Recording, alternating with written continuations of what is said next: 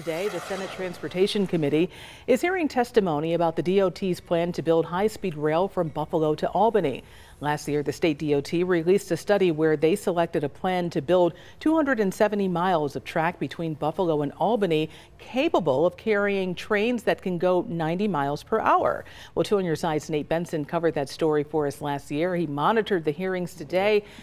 How close is this to actually happening? Oh, not very close at all, Claudine. The price tag is hefty, $6 billion. As I first reported last year, there was mixed support for this plan when the DOT released it. You may remember it took the DOT 14 years to finish the study, where they concluded that the plan to build a network capable of 90 miles per hour was best.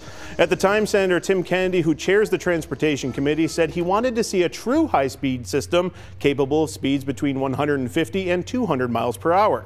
The 450-page report released last year also indicated the DOT's preferred plan would operate at a $30 million loss every year.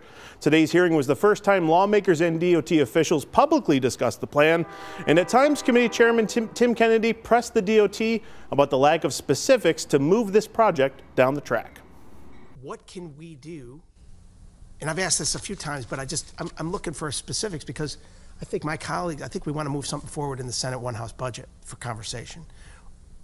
What is your suggestion as to low-hanging fruit? What can we do in the simplest of forms to advance this next step in the process to leverage that funding? I think at this point in time, I don't have specifics. We're building those out right now as part of our planning process for the corridor identification program. I think that there is a wealth of opportunity as we move forward there.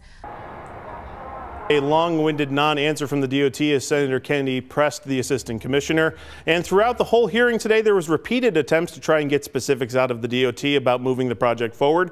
But multiple times, the assistant commissioner of the DOT cited the department's focus on the Livingston Ave Bridge project in Albany. Claudine? This is very interesting. Yeah. I know you like to talk about magic wands, if there was such a thing. How long would it really take for them to complete this high-speed rail project? Claudine, the assistant commissioner didn't give a deadline per se, a definitive answer rather, but the report last year concluded that the project would take 25 years to complete. So to use the analogy, if you had a magic wand and could start construction today, it would not be finished until 2049. Now keep in mind the DOT first studied high-speed rail demand in 1989. 1989? Yeah.